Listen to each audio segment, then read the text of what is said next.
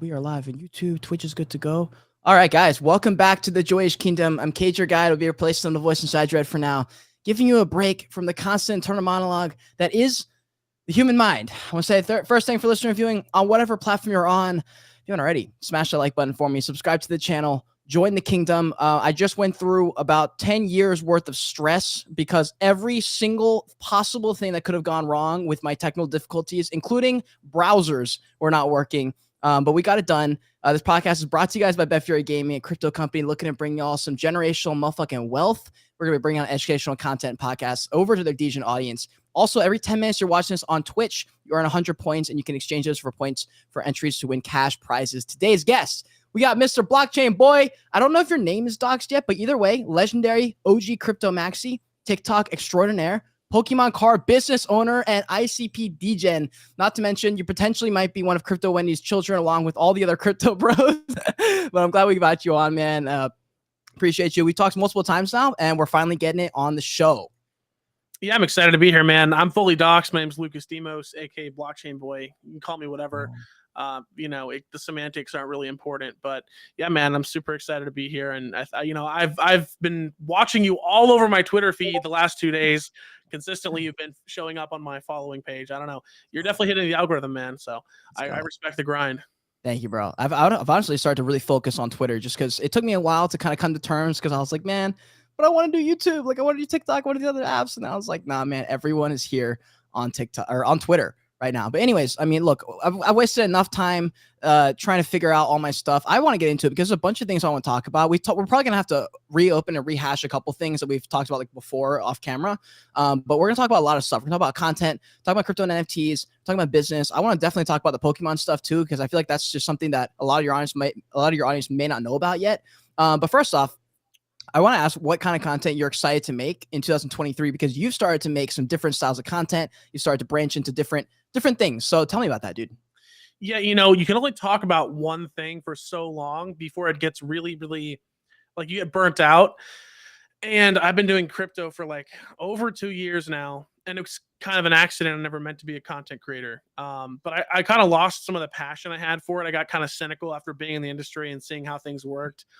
And I also feel like I only want to make content that, has value, whether that's comedic, informational, something I'm speaking from the heart about. And I really have not messed with the crypto much in like the last year. Very, very few trades. I can probably, tell you my accountant's happy about that because it's made it easier for him. But yeah, no, I mean, I just want to branch out and be known more as a creator and as a person more than just that crypto guy on TikTok. Really tired of that label. So, Well, I mean, listen, BlockchainBoyy is your username. It's definitely not doing you any fucking favors. Have you ever thought about changing it to Lucas or something? Man, I kind of screwed up because, like, when I first started this, it wasn't supposed to be anything. So I just kind of messed with it. And I also didn't know who BitBoy was when I made this name. I would have never chosen a name like that. But I feel like the brand is too solid. I already own the domain names. I want to rebrand eventually, but I think right now, it's just too recognizable. Yeah, you might be right, dude. And honestly, it's funny that you bring that up because that was one of the questions. And my question was like, who do you have beef with and why is it BitBoy? And would you fight Mr. BitBoy? And like, please tell me, because I only know some things and I'm sure a lot of people have seen like a couple posts here and there, you guys poking fun at each other. But dude, what is the deal? Like, what is the deal with BitBoy? And before you answer that, guys, if you're in spaces, smash the likes and retweets if you're excited to hear about all this shit. We want to get this conversation out to as many people as we can. I want people to hear Lucas's fucking story. But dude, tell me the BitBoy drama. What's the deal? All right, so listen, I didn't know who BitBoy was. Let me preface this. I was not a crypto YouTube guy. I'm coming straight off of like 4chan and Reddit. So like, that was my 2017 introduction to crypto was through Reddit, partly. And so I never watched crypto YouTube. I was like sort of aware of like that there was a scene and whatever, but it just wasn't my cup of tea. And so BitBoy, I was aware of him once I started making content, and he reached out to me when I was a pretty small-ish creator, but I was still making waves. So I went on his show a couple times, and I sort of started rubbing elbows with him because he was doing some things I just didn't agree with. And so one of the things was the real issue between us was I didn't believe he kept claiming he had inside sources about XRP. And he said XRP is going to be $4 on October 1st, 2021. And so I was like, I made a video. I said, if BitBoy Crypto is right, I'm going to go buy it on live because it's like a channel meme that I don't like XRP.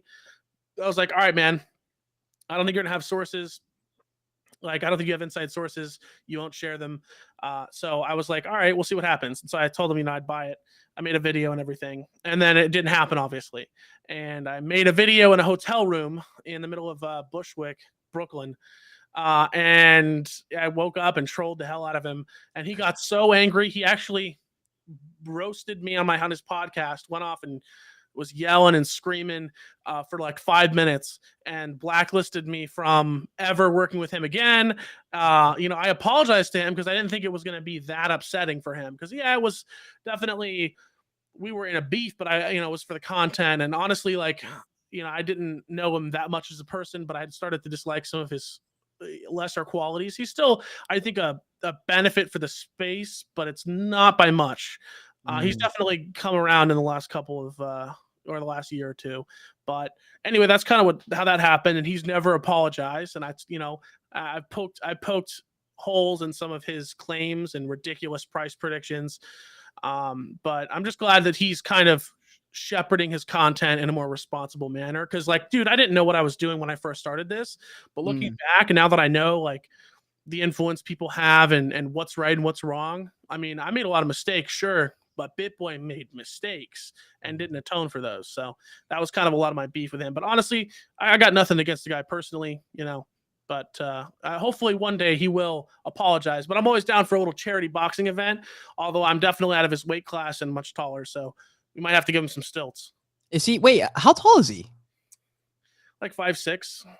Oh, 5'7", maybe. Okay. I met him in person once, and he was like pretty short. So yeah, I thought he was like 6 feet, 6'2" or something. Nah, I'm 6'2". So damn, probably up to like here. I don't know. Oh my god, I would. So I don't know too much about BitBoy other than the fact that he's super OG and super famous in the crypto world, and that I remember when I first got started, and I was consuming people's content, his videos would pop up obviously during the bull run because everyone was right during the bull run. It's like, buy this. It's like, oh, I was right. Listen to me. So I kept hearing that. And yeah, I kept hearing like insider knowledge. People are telling me, and I was like, damn, either this guy's really tapped in or like this dude's complete scum. I don't know which one it is. And it's it's very polarizing. When I go on Twitter, there are people who are stans for BitBoy. Like they really fuck with that dude. And I imagine it's because he made them a lot of money. I don't know. Well, so like he showed a lot of scams, a lot of undisclosed stuff in the past, and he's apologized for that. Granted, we all work with projects with the best of intentions, and like I certainly made mistakes, and I'm not like someone who's completely innocent of that. But he did it in a way that was just so egregious that I could not forgive, and I think that's why a lot of people don't like BitBoy to this day. Granted, he's come a long way since then, but I mean, I don't really watch his videos, to be honest with you. So, I mean, to be fair, I don't watch a lot of people's videos. I just don't have the time. So yeah. Honestly, it's hard for me to consume people's content because it depends what kind of content they're making. If they're making content for someone that like we would watch, like it's difficult for me because like I've always made content that I thought founders would watch and creators would watch, and so like because of that, for the last 2 years, I didn't get as many views, didn't get as much like clout. But I became friends with like pretty much everybody because they saw my videos versus like the crowd of people. And just because like for me, it wasn't like so much of a thing like me trying to stand on like a tall horse. It was just kind of like, damn, like everyone else is doing this stuff. Like there's no way I mean, even if I did break in, I would just be another one of them. And I was like, how do I like cut the line basically? How do I meet these people and get on podcasts with the founders of these big projects and meet these awesome builders? Because that's what I care about anyway. Like I'm a big Metaverse maxi. And it sounds super cringy when I say that. And I say that just to like get people's attention a little bit. But like I am a big proponent of like the Metaverse as a concept of like culture, how people are always interconnected. It's just levels, like we keep leveling up from the iPhone and like, what will it be in 20 years? And people are like, well, it can't be this because this, that, and the other. I'm like, fam, 10 years ago, could you have ever convinced me that we would be here? And it's like, the answer is no. and it keeps getting better and better. Would love to know your opinion on the metaverse, though. Metaverse is cool. I think it's the natural evolution of kind of where we're headed.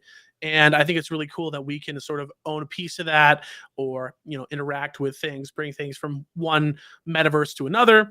I'm actually watching the Cyberpunk anime right now, and a lot of what that kind of has in it in terms of virtual worlds being totally normal and integrated, I think is something that will eventually happen, and we're just kind of at the cusp of that.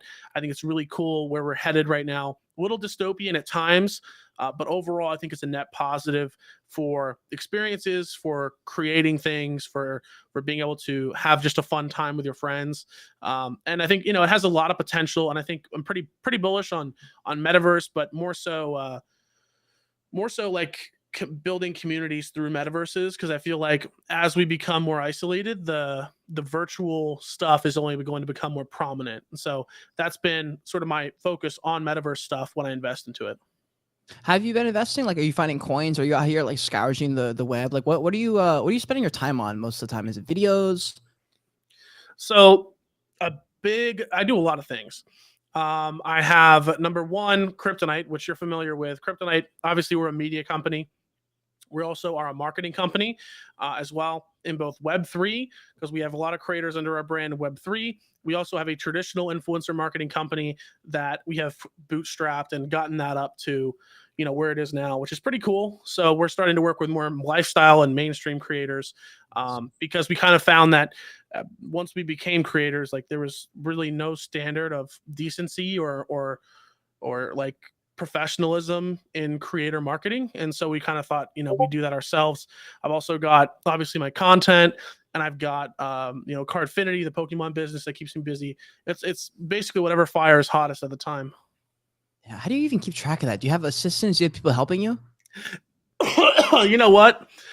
I used to have an assistant during the bull run because it got just too busy. Yeah. Go Diego, aka Diego Crypto on Twitter. Shout out my boy. Was my first assistant, but I live with two roommates. They work for me as well, and kind of do what I say because I need help in a lot of things like editing videos and getting the shorts out for YouTube and Twitter and TikTok, and also the Pokemon stuff. And it's just we wear many hats out here, but I have a really cool team that's always supporting me. And of course, we have our executive administrator Katie over at Kryptonite, who handles a lot of my scheduling. So. Dude, yeah, I don't know how you keep a lid on that stuff. Like, I'm kind of in that boat too. Like, I'm adding things to my plate. I've really like just accidentally stumbled on meditation after like on and off for like years. It kind of clicked for me, and the second it clicked, and I was able to have like moments of clarity, or where I would go out and like focus for an hour, and then it like led into the rest of my day to a point where I was like, damn, like I can actually handle a lot more stuff now. I stopped smoking weed. Like, I really picked up my life in the last like literally 12 days. So it's cool, like watching you also, like you started your fitness journey, and at least you start posting about your fitness journey. And I've seen a fucking lot of support on TikTok. Sometimes you don't know what to expect when you see that kind of post and like that kind of journey. How's that been for you? Like, how's that changed? Have you been enjoying it, at least posting it? Well, like I said, that's part of getting people to know more about me and not just my content. I want people to like me for me and come to watch my videos because it's me, not just for crypto. But honestly, yeah, I've been, for about a year and a half now, I've been suffering from some of the worst sleep apnea you could ever imagine. And that eats into my productivity, and ate into my productivity to the point where I was like literally falling asleep like throughout the day, meetings, middle of work. And so that's finally being treated, which has allowed me to crank the dial back up, which was sick. And so, posting about that, posting about my fitness journey really has been cool. And, I posted some cooking videos, some meal prep videos. It's been pretty fun. And so I hope that, my audience can accept that. I've lost followers because people don't care about that, but it's also like, I don't mind, because it's kind of like a soft relaunch of my brand in a lot of ways. Like, I also got signed by Psycho Bunny, which is really cool for their creator line. They're hopping into the metaverse, which is pretty cool. Yeah. And I'm also, it's all I wear. It's all I've been buying for 2-3 years, which was cool to get that recognition. So, dude, fuck yeah. That's fucking awesome. That's fucking awesome. I see some people in here asking questions about Pokemon. Even we'll get to that in a second. The weight loss journey, though, I was gonna say, because I used to be like a fitness influencer person back in like I started in like 2015. I started like going to the gym and stuff like and all those things and like lifting like heavier weights and stuff. And then like Instagram started popping off. The Instagram influencers took over Instagram. That's all I swear. That's all Instagram was for a few years. And I got deep into that world. For me, like I got to a certain point where I was like, okay, like I'm chilling. Now this is getting to the point where I'm focusing too much on how I look, and it was getting scary just because like you can't focus on anything else. And like you draw all your self-worth from that. And I feel like that's something that as content creators also we tend to draw all of our self-worth from how the last video did on TikTok. And we forget that like last week we had a great great moment or a great opportunity popped up. And like the second a bad video happens or a bad comment on a bad day, we like tie everything to our net worth to that one thing. Do you have any tips for that? Because there are a lot of content creators I see even in the chat right now live with us on Twitter Spaces and YouTube. Shout out to all of them. Do you have any tips for people who have trouble with that? Sure. I mean, I think it gets to everybody. And I like to say half my audience hates me and wants to see me fail. Being in the finance space, being a creator in the finance space, plus having opinions, I've made a lot of people mad. I mean, I think for me, I've been working really hard the last couple of months to go on sort of a self. I've been on a self actualization and improvement journey, and part of that has been stopping. I've stopped caring about views completely, and I'm posting what I want to post. It's trying to make it good content, but I'm trying to enjoy what I post. And if you enjoy what you're making, it doesn't matter how many views it gets as long as you're reaching some audience there. Yeah. Even if it's a core audience of people. So like you have to love what you're creating. You have to have a passion for it in this industry, because if you're phoning it in, it's not going to matter. So stop caring about views as much and create something that you have passion about. Like it's all about the content. It comes back down to, how knowledgeable are you? How passionate are you? How can you communicate that in a way that connects with the people who are watching that video? And those are really the core tenets of how I focus on my content now. And I encourage other people to take that journey themselves. It's something everyone's going to have to figure out for themselves, but it's very rewarding once you figure out what makes you happy and what actually is good authentic content. Because you can't just you can't phone it in. There's no way you can't do this life without having some kind of passion for what you're doing. It's just too much work. It is an ungodly amount of work. And honestly, I feel like I just began my entrepreneur journey only a couple of years ago. And so a lot of my friends are a few steps ahead of me, probably 3 years, I would say. It's like the average of my friends. They're a few years ahead of me age wise and entrepreneur age wise. And man, I remember a year ago, I talked to one of my buddies and he was like, yeah, man, I used to be an entrepreneur. I had my own business. He goes, I actually work a normal job now. And I remember him saying that. And I was like, what? Like, why would you ever do that? That doesn't even make sense. Like you had all this stuff, and he's like, you'll get there. You'll understand what I mean. Like a year, and now I'm at that year, and I'm like, oh shit. Now I see, because it is a 24/7 job, and honestly, like now that like I'm on this other side of like being able to sort of have a little bit of control over my thoughts, and I don't just go with the first one that pops in my head. I'm able to step back for a second. Man, dude, like it is a 24/7 job versus 9 to 5. You just go in, get out. Depending on the job, it can be soul sucking. I've worked a few 9 to 5s that were just desk jobs, and those were so soul sucking that I finally got a taste of like, oh, this is why people can't go to the gym after work, because your soul is fucking drained. And with content, how you just mentioned, you can make certain bits of content that are for you, and I swear to God, it's like charging yourself. It recharges yourself to go and make the content that you have to make, so that you can make more content that you want to make, so you get to a point where you can start to do both and stuff like that. Yeah, I've worked a lot of crappy jobs, but I do think being an entrepreneur is fun in the sense that you get to apply yourself creatively. But it is a lot, and there's a lot of people who rely on me. Like I have people, my employees, my co-founders. It's a lot of stress, man. Like this year especially, like it's been very stressful, not only for me but for the other people who are making this work. Always trying to extend the runway of the company, always trying to get shit done, and people would be surprised what it takes to actually make it work. There's also a level of uncertainty. Like I go months without getting paid, months. And I really have not been paid for 3 or 4 months, and I know I have some money coming in probably at the end of this month into April.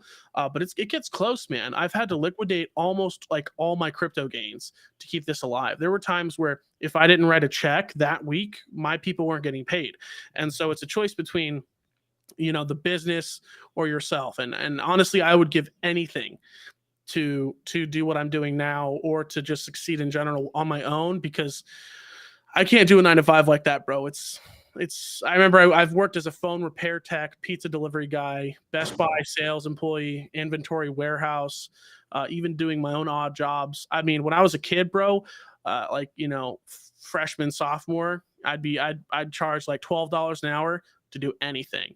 And I remember when I quit that job is because I was cleaning out the home of a dead man who had a hoarding addiction, and I'm sitting there with his like anal beads in my hand, with just like this roof that's fallen in on his bed with a stain. Looks like someone died on the bed, and it just smells like shit. Food everywhere, stains, bugs, cobwebs, and I'm like, this shit ain't worth it, man. But I've done some fucking gross shit to just like make a dime. Dude, I feel you so much. And the cool thing with content, the cool thing with this grind, this path that we're on, is I do believe that they build on top of each other. Where with like with some jobs, like they don't actually build. Like you can get somewhere personally, but sometimes like at a professional setting, there may not be opportunities to grow. Versus here, at least if you're making content within an industry where you're able to build your brand up, kind of like you, like people recognize your face, they recognize your name, they recognize kind of what you're about, especially now that you're making more content about you. And you do get opportunities and doors that open up that wouldn't normally be opened up to because of the work you put in even last year. Like there are TikToks that I've posted that are pinned right now because I was just like, damn, people are still watching this shit. Like I made a MetaMask tutorial like 2 years ago, and it still gets like 100 views. Like there's likes coming in all the time, and it's random as fuck. And a lot of people who like find me, they'll be like, yeah, man, I saw you like 2 years ago on a random video, and I recognize your glasses or something. And I saw you're like still out here making videos 2 years later. And like, that's why I like have an extra level of respect, Dude, you know what? It hit me the other day. You know that guy who does watches on TikTok, Vukum? Yes. So he followed me back, and he was because I was Josh sent me one of his videos, and he's like, oh my god, BlockchainBoyy, dude, I used to watch all your content back in the day. And I'm like, back in the day, homie, what? And now I realize like I'm a legacy crypto creator, and that was like a mind fuck for me, bro, because I still feel like I'm out here. But I mean, the knowledge that I've gained, bro, like this is what high school me dreamed of. Definitely wasn't all it's cracked up to be, but I feel like the knowledge I've gained has been, insane. I mean, I feel like I could launch a business in any industry now and really get success. I mean, my Pokemon company is doing 8 to 10,000 a month, and we're in our 3rd or 4th month of operation. So. All right. Okay. All right. We're going back to this then, because I saw Luke had a couple questions. He says, when Pokemon giveaway? And then he also said, what good tactics for starting collecting Pokemon on a budget? Dude, let's open up this fucking Pandora's box. Let's talk about Pokemon. We'll get back to crypto, guys. We'll get back to all the other things, but we got to open this Pokemon box because listen, I don't know how much y'all are making money in crypto and NFTs, but if I was not making content, I would be having a rough time. I did just make a ton of money flipping a Cetify NFT. Shout out Dogepound for giving me that whitelist, but very rarely am I making money from crypto and NFTs in the bear market. It's tough. So like, dude, tell me about the Pokemon business. I want to know all about it. So Pokemon business was an accident. Very, very, very by chance. So this happened. Let's spin it back and set the stage for you. My ex of 4 years dipped to Hawaii on a vacation I paid for in 2022. And so suddenly I'm living alone in a house full of her shit. So I get her shit out of there, and I have a buddy from high school who's visiting me. And I'm like, hey, man, like, you want to move in with me? Like, I'm super fucking lonely. I get depressed when I live alone. He's like, yeah, sure, man. So, he moves in, and like a week or two later, he's like, he's coming home from work, and we're just kind of on the couch. And he's like, hey, you got to check this app out called Whatnot. I'm like, what the hell is Whatnot? I'm not downloading another app. He's like, well, you get $10 in free credit. I'm like, okay, say less. So I download this app, right? And it's like sort of like an auction app for niche collectibles and stuff. And there's a huge Pokemon presence on that app, and I think I dropped like 20 grand on that app in a weekend, and I was like, oh fuck, I better turn this into a business because I just dropped too much money on cards. But really addicting experience. And so I ended up setting that company up with me, my roommate Ethan, and actually his girlfriend Victoria. They're actually way more into Pokemon than I am. I'm just a degenerate gambler who likes Pokemon, but it's not like my number one passion. It's something I do as a hobby, and I love to rip packs because, again, I'm a degenerate gambler. And so, I just kind of sketched out a logo at the kitchen table during dinner one night and bought the domain names and formed the company and got everything running in about like a week. Wow.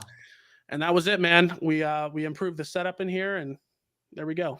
Check us out at Cardfinity on Twitter, Cardfinity.io. I think we're a pretty strong brand over on Whatnot, trying to grow our TikTok too, which has been cool. I got that to 1,000 followers in like 3 weeks. So, dude, and that's the thing. Like every now and then I'll post content that's nothing to do with crypto and NFTs, and like depending on like the day and the algorithm and stuff, like sometimes it'll crush, and I'm like, holy shit, I forgot that there's other industries with probably way more people. The Pokemon industry is crazy. To like, what did you think about when Logan Paul jumped into Pokemon? Like, what was your thoughts on that? Very much like what he does to crypto. He kind of hops into whatever's hot, makes a bunch of noise, throws money around, and either makes a fool out of himself or others, and then leaves. And that's kind of what he did. Although I think it was less destructive than his involvement in crypto for sure. I'm drinking a Prime right now. Hate Logan Paul. Love that drink. So good. Dude, it's so good, especially on the cut. Insane. It's really fucking sweet. Like it's almost too sweet for me now. I actually prefer Gatorade Zero. Huh? Got to put it with some ice. Yeah. I have a Chick-fil-A ice maker in my house. Makes the ice from Chick-fil-A. I put Zephyr Hills water in the ice maker. Perfect mineral water ice, bro. Okay. All right, guys, that's the fucking alpha. That is literally the fucking alpha, because I was waiting for that kind of alpha on this kind of show, because that's the stuff I need to know. That's the stuff I need to know. Okay, so real quick, back to Pokemon.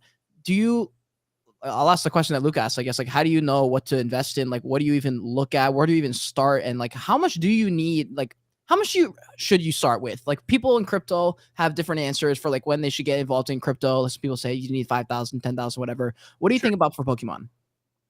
Well, I think I look at it very differently than a collector does. I have a very small personal collection. I collect like specific cards like Gengars, Steelix, Groudons. But the Pokemon industry is cutthroat, but actually it behaves very much like crypto. So we're actually at the end of the Sword and Shield era of Pokemon sets, which means all of those sets from that era have just gone up in value. You can actually make more money trading Pokemon cards than you can crypto. It's actually insane. When a set drops, if I buy $5,000 worth of a set, I can pretty much make all my money back from that set if I hold on to it for a year or two. It's actually insane.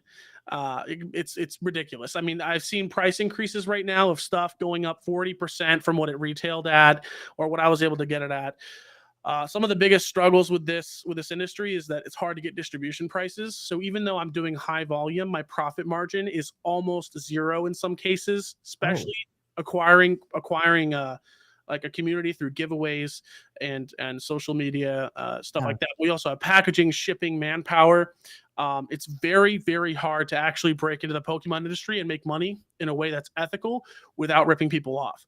We have the best prices in town because I'm not afraid to lose money on it. I mean, like, just to keep this place running, easily $10,000 a month, minimum. So it's extremely difficult to balance that budget. And that's with minimal investment into the second business. That's just, I mean, my expenses alone, keeping my co-founders here and myself and the rent is like $6,000, 4,000 for cards gets me to about 10. So, if I want to go crazy with it, it's 15, 20 a month. And I've definitely had those months. So it's definitely not something for the faint-hearted. I mean, you can flip them easily on eBay if you want a side hustle, right? But to actually build a brand is difficult. And you're okay losing money because you're trying to be here for a minute then?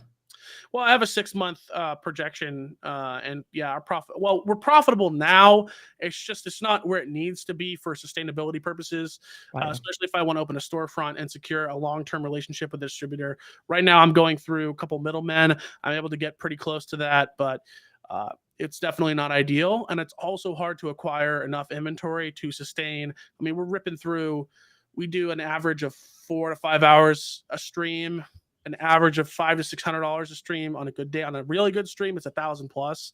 So, that's theoretically 30,000 a month, but you also have to take into account being able to fulfill those orders and supply inventory, having games. It's really difficult to actually make this happen. But I do think that it's a very underutilized, it's very, very slept on space, and there's a lot of room to grow. Yeah. No one's doing it like we are. Dude, that's fucking cool. And for the people who are listening, like, it may sound really complicated when we talk about business because he and I both, well, I'm a lot newer, but I've been running my business for 2 years. I've never had a non-profitable month, which is cool for me because I operate in Web3. So to have a profitable business in Web3, in my opinion, like, that's a huge W for me. Like, I feel like I built, it took me 11 months to build the brand to a point where it became bear market proof. And it was because I kind of stuck to the game, and kind of like you, I was like willing to take losses and willing to like do things that weren't going to help me in other ways that I probably could have been shortcuts that would have helped me in the short term. Because I just knew that like when the bear market came, I needed to be strong. I needed to be like foundational and stuff. But with business, a lot of times, if you haven't started a business before, then you don't know. But like none of this shit, like even if you watch all the videos, it's still not going to make sense. And none of it's going to really add up until you go and like do that thing and mess up a couple stuff. Do you have any, not opinions? Do you have any advice for people who have not started a business and are literally terrified and all they do is watch videos on how to start a business? And I know the first answer is going to be like, go start the business, but like drop some alpha, bro. Like drop some alpha. I mean, it can definitely be imposing, I suppose. But I like to try a little bit of everything before I hop into something. I like to see what my competitors would be doing or are doing, learn what I can from them, and just not be afraid to fail. I've failed more times than I have succeeded. And, even if my Pokemon company goes under in 6 months, I'll have learned valuable information from that. And so, it really doesn't matter how many times you fall down as long as you keep getting back up. And, I knew nothing. Let me preface this by saying I knew nothing about Pokemon when I started this. Like, I knew about as much as if you pulled a guy off the street. But if you can believe in yourself and your skills, and you know how to actually start something, once you start your first business and actually break the ice, dude, you can open an LLC in 30 minutes. It took me 10 minutes to do it, and I've been holding it off for 2 years. Yeah, for real. Like, you have to realize that we're not any more different than you guys are. Our circumstances may differ slightly. Our paths may be different, but ultimately we're just two dudes who are average Joes for the most part. We just started a business, and that's kind of how it happened. I still feel like the average guy off the street. I still feel like Lucas from 4 years ago. Dude. I was also going to say that I have a deep ass question to follow up for that, but I was going to say, never mind. Let's go to the deep question because it's perfect for this. There's no point in changing course. How have you grown as a man in the past like 5 years? Would you say? Oh God, dude. You know what? I don't think I would recognize myself if I met myself on the street from 5 years ago, bro. Like, I was in Web3 building 5 years ago, which is crazy. At the tender age of 17 is when I started my first like real professional endeavors in Web3.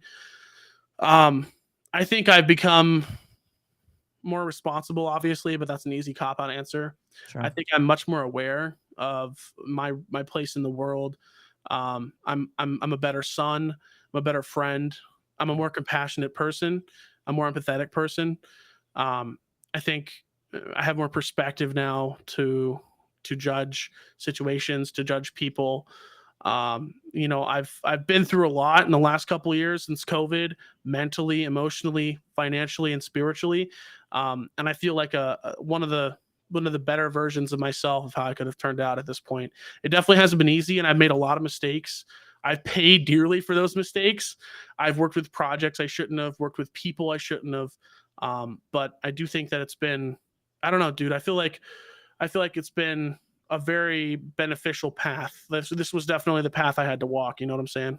Dude, yeah, I was going to say earlier, you mentioned something that very much is reminiscent of my brand. Fucking, oh, there it is. Joyage, baby. You're like, you should just roll the dice on yourself. You should go. You should trust yourself and just try it. And like how much of entrepreneurship, it's not even the right word, but like how much of like your own journey is truly just about being bold when you don't feel bold, and then just seeing where the cards line up later. And when you get to one of the peaks of many mountain peaks in your lifetime, you look back and say, damn, everything happened before this exactly how it needed to fall. Like to the fucking, like every single moment, every single word that was said to you, every breath that was like anything that happened had to happen exactly like that. And you're just like, damn, like holy shit, that just happened. And that's why I'm so like, that's why I push the word Joyage and the brand of Joyage. Like take the chance, take the leap, roll the dice on yourself, and see what happens. Because every single thing that's happened came as a direct result of the moment, and it was like one big moment for me. And after that, many other big moments. But the very first big moment came when I took the leap and said, "Fuck it, I'm quitting my job, all three of them right now." And I quit all three jobs. I had been preparing my car for months now, and I said, "Fuck it, I'm leaving next week. I'm not leaving in 4 months. I'm leaving next week. I'm gonna quit all my jobs, I'm gonna get all my stuff taken care of, and I'm leaving." And I got in my car, traveled. 6 months later, the universe fucking lined up. I learned about NFTs. I saw a fucking chink in the armor where I could maybe fill in as a content creator. Boom. 3 weeks later, I'm full time into YouTube. And like how that fucking happens, I got no clue. And I was not prepared or ready for it. And it was just like me being bold when I didn't know that I was being bold, you know? I feel like you know, complacency and comfortability is the enemy of success, is the enemy of being bold. Because, you know, and I realized this after I'd cashed out a lot of my profits from the bull run, and I felt like, oh, okay, well, I don't like the sense of complacency of like I work better under pressure when I'm put to the test. You know what I'm saying? And so I blew a bunch of money. I blew like $250,000 just to feel like I had to work again. And so that was super motivational for me. I don't like the feeling of complacency, of comfortability. I think, you know, I'm probably gonna open a new savings account and just dump all my money into there when I cash out big again. Because I can't see that number in my bank account, dude. It fucks with me, and I get lazy. Because as a person, one of my flaws, and this is another thing I think recognizing your flaws is important. I could be very lazy. I can cut corners, and it's something I've done a lot. So I'm trying to be less lazy. I'm trying to be more structured, more disciplined, because it's not just me now that relies on that. It's the two people who I lead with, you know, Cardfinity. It's my team. It's my co-founders with Kryptonite, and it's also trying to be, you know, a better person for my family as well, and to be an example for my brothers too. So, you know, I don't like to be comfortable. Dude, and once you get a tiny bit of that success for yourself, you realize like, oh, now that I've felt that and touched that, I'm like, oh shit, now like I really do feel like I want to impact the world, not so much just my bank account. And that, by the way, that's not a number that's not $1,000,000. That's not even like 500K or anything close to that. That's like a few $1,000, like maybe 4 months worth of rent covered, where you're like, you don't have to feel like you're surviving. You're like, oh, I can breathe kind of. And you're like, oh wait, I do want to leave a good impact. At least not not everybody, but that's kind of where I came to. And also like recognizing when you're watching people who are content creators. I remember watching like Elliot Trades, Journey Crypto, Benjamin Cohen, like those OG like YouTube people too. And I was always like, man, like that's a different breed, bro. I could never get to that level. Like I don't even know what they're on, but like they're just crushing it. When in reality, all they did was grind for like 4 years and just make YouTube videos consistently. And the thing is, like you only see what they put out. Like whatever they decide to tweet, whatever version of the reality they decide to spin for content, you don't know if it's to get engagement or if it's because they're really feeling themselves that day, or if they're like, man, I'm trying to change the world. You don't know where they're coming from. And so when you see something and you're like, man, BlockchainBoyy has this, or whoever has this or that, you're like, hold on, like maybe he does, but you don't know how that makes him feel on the inside. And you don't know how that would make you feel if you had that, because it's not the same. It's not reality. You know, it's literally content creation. Yeah, man. You know, one of the things that I think, one of the biggest lessons I learned is that money is not the be all end all. You know, when I first started dating my ex, I sat her down because I've been on this path for many years, man. And I was like, listen, I'm gonna put the business ahead of you every time until I've made it. And she was okay with that, but eventually she wasn't. And that's one of the things I've learned is you're gonna have to sacrifice a lot. I mean, I'll put everything before I lose this. Like I'll sell my car if I have to. There's no shame in that for me. And money does not make you happy, bro. I mean, you can buy cool things. It's cool to spend money for the fucking hell of it, but like, dude, I bought the car, I bought all the ice, you know, balled out of my mom and my aunt. You know, that was probably the best feeling actually. But I had all this shit, and I'm literally in a room with like $100,000 worth of shit. Dude, no, I do not think money will ever affect my happiness again. At the end of the day, it's just a car, point A to point B. As long as it's like safe and has music, you know, I don't care. Yeah, Like, dude, I know that's such a fucking hipster thing to say. I Everyone's know. probably like, oh, this fucking guy made his money, doesn't give a fuck. No, dude, I swear to God.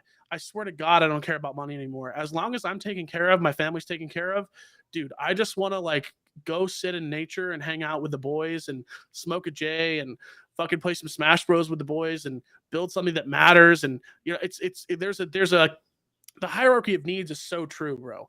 Like without being able to fully actualize every step of the way, you won't understand until you're there, right? Yeah. And so I've been on this like, dude, fucking deep spiritual, like personal journey to try and be a better person and not for the sake of like, oh, this guy's a fucking self-righteous piece of shit.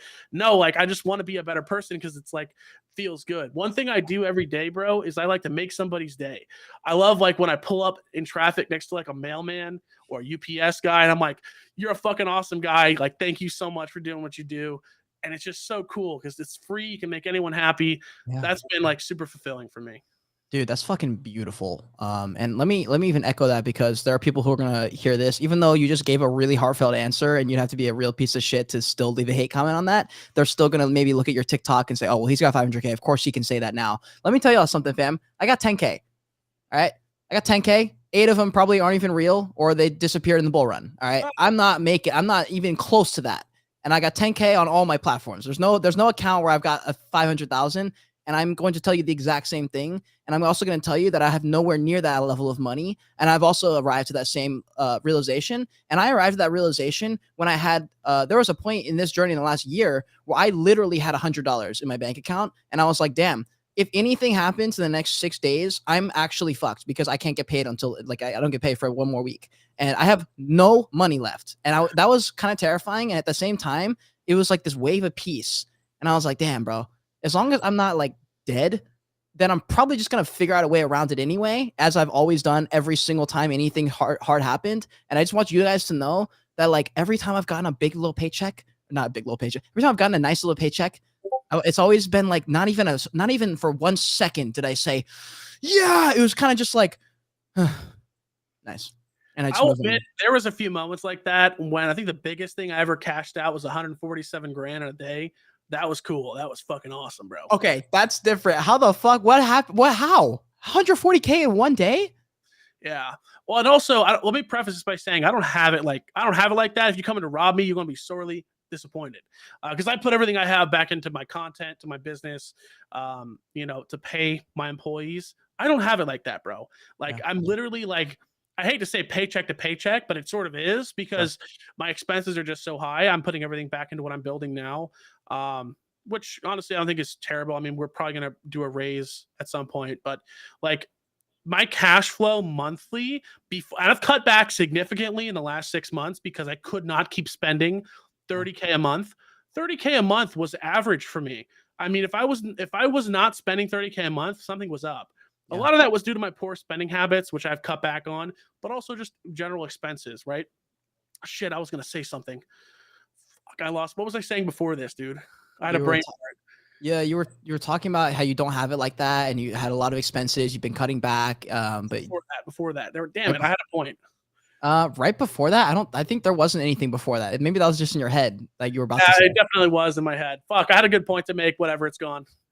Damn. Well, I mean, it happens. It happens. But one thing that you were asking me about the 147. That was what it was. Yeah, man. Crypto peak crypto bull run, bro. That was God, dude. What project was that? I think that was one of the only IDOs that ever really did it for me. It was like Epic Prime. That was one of them. There was another couple that were pretty good. CryptoMon was pretty good, although I took an L on the NFTs there. Okay. But dude, there was some good months. There was also some really good trades. Like I remember cashing out like 80 grand in Matic just off $1,000 I put in there. Like, dude, it was a good bull run. God, dude, if I could go back in time. Well, I learned my lessons though. Yo, okay. Maybe I only think this because that was my first big bull run, but like, was that one different? I feel like by hearing everyone, even the OGs, like I talked to Wendy about it too. I feel like everyone looks at this past one and they're just like, that one was fucking different. And like a lot of people are very unsure if it's going to come back to that level ever. Like just tell me what your thoughts are on that. So, you know, being that I experienced 2017 was a much smaller crowd. It was very retail driven. 2021 was led by institutions, VCs, people who maybe didn't have the best of intentions.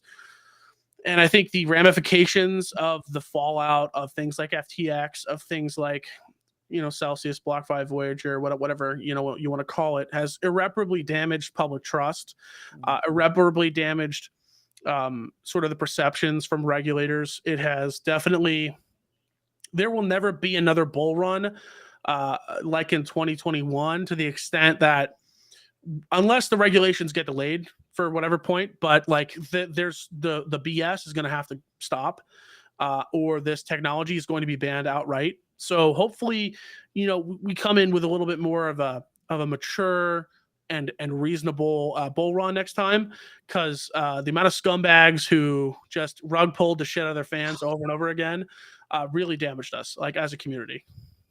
Yeah, and it's tough because there's no industry quite like this one, you know. Like I always wonder. I was like, man, like why is it that like we have to like bribe all our supporters like to like watch a show, when like the fitness industry nobody does that. They just watch the videos because it's funny, it's interesting. And I was like, oh, it's because all the content is about making money, and that's why I never made videos about trading, because I was like, bro, I'm not that good at trading. I'm learning about it now, actually. Like in the last 2 weeks, I ended up having a lot of friends here in the city who do it, and I was like, okay, fuck it, I'm jumping in.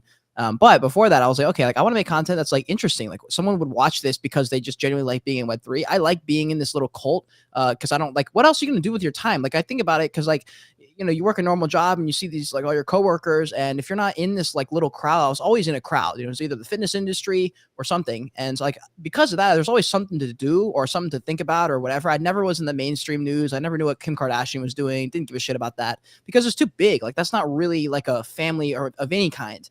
And I love the Web3 world, dude. Like, can you tell me, well, I see a great question from Bane about challenge you faced as you grew to become BlockchainBoyy. And I think that's a great addition to the question I'm about to ask, which is like, why did you even stay to become BlockchainBoyy? Like, I mean, I know you're here. Well, actually, no, I'll let you answer. Like, why are you here? Why am I still here, or why was I here in the first place? Tell me both. So Kryptonite was originally just a trading bot company that I was working on with our CEO and one of the other original founders, who is no longer with us because that guy sucked, frankly. And TikTok was just one marketing avenue that I was looking into. You know, let me preface this by saying my startup in 2020, we lost our funding because we were about to move to Pittsburgh and get started in the sort of goods space, like peer-to-peer rental of goods, and there was some Web3 aspect to that. But so it was born out of 2020, essentially. I remember getting the call in October of 2020 saying, hey, let's do this thing called Kryptonite. And so, you know, TikTok happened accidentally because I was just shit posting. But then I got pissed off because there were so many stupid people talking about crypto. And so my original sort of content was really just to set the record straight about what the hell was going on with this technology, what coins I thought were cool. Now, dude, I can't talk about like certain coins because they're too small, or like people will think I'm pumping this shit or whatever. There's just like politics now involved, and half the time I know the people behind these coins. For God's sake, I wouldn't talk about them. I feel like I've gained more perspective into the industry. I've worked with some of the biggest people in the space. All of them, bro. Hasn't been easy though. I've made a lot of mistakes. I think my biggest mistake ever was working with a project called Evolved Apes, and they fucking rugged.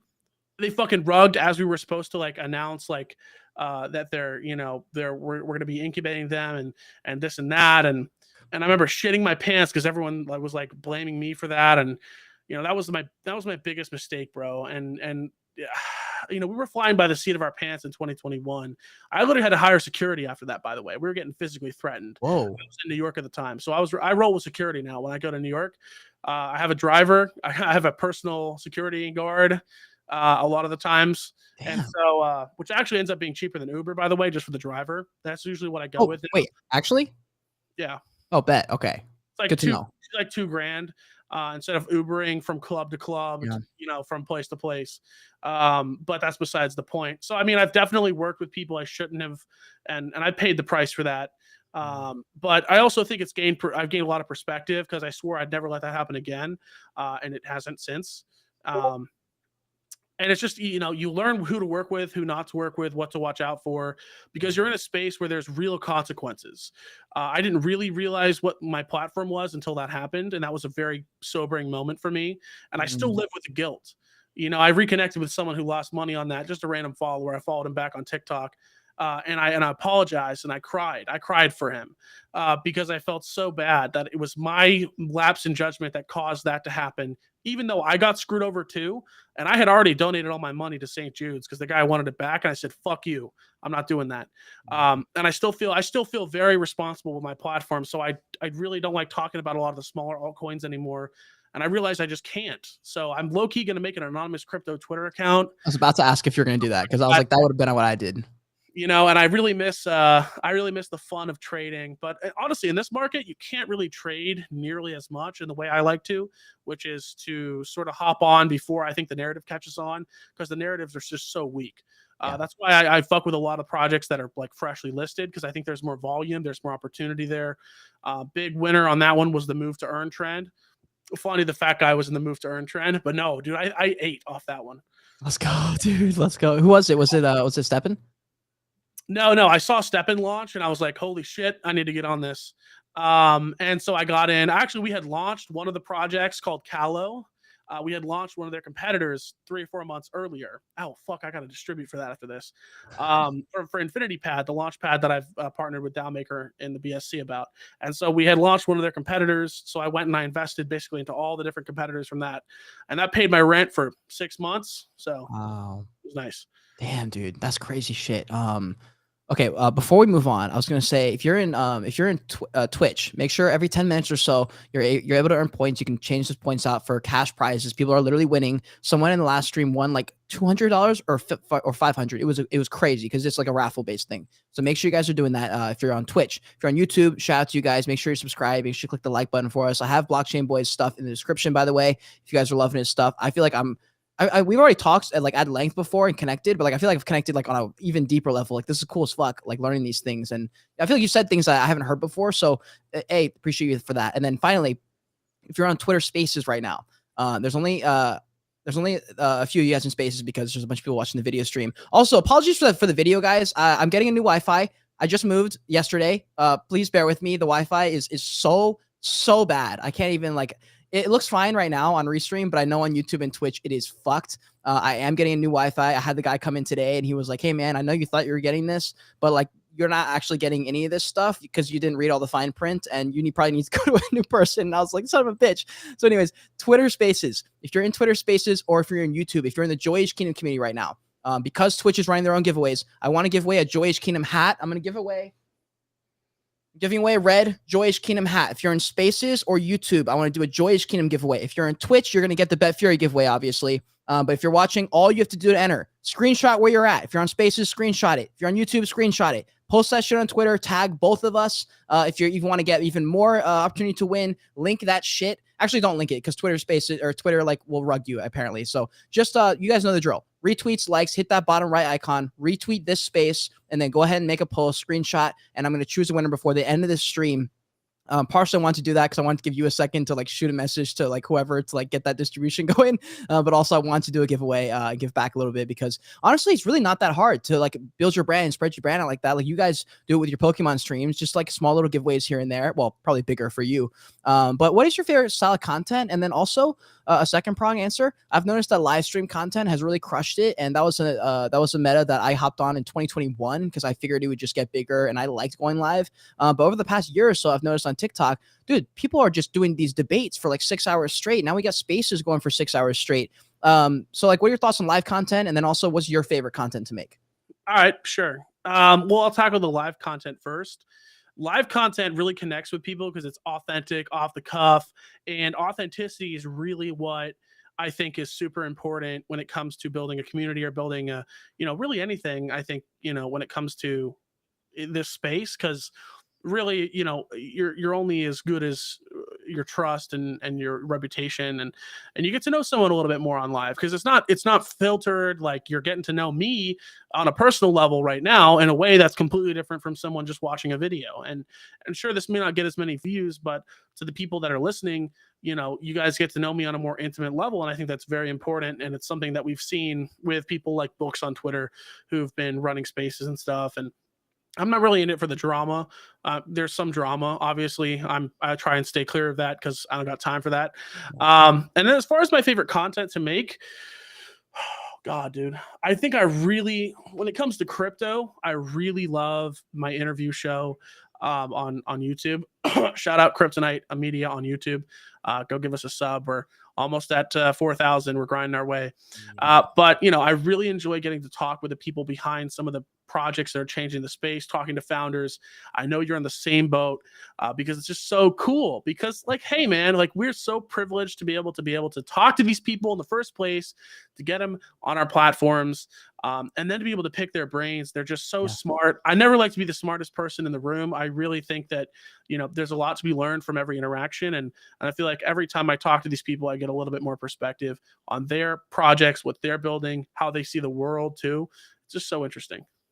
Yeah, dude, that's so true, man. And also, like, sometimes even if you are, like, by far, by the way, the smartest person in the room, there's someone in there who knows a lot more about something that you don't know about, and it might not even be something helpful to you, but it might just be hella interesting. Like, I remember I was in a room, and I forget exactly what it was, but he was just like an expert in some random shit, and I was like, bro, whenever am I gonna get another opportunity to be in a room with a fucking expert in whatever random shit this is? And I remember walking out of there and I was like, dude, I knew so much more about, like, what we were in the room for than this dude. But this guy just, like, had all this knowledge about some random shit. And I was like, dude, this is cool. And I think it's all about, like, your mentality. Like, if you go in and you kind of have the mentality you have now, where you're willing and you want to, like, commit to that, like, that journey of, like, learning and getting better, you almost can't lose. Like, every single thing that goes wrong, if you're able to step back enough, you're like, oh shit, like, that something went wrong last time and I still got to the top of my peak, and it was still necessary because I couldn't have gotten to the peak without that one little realization.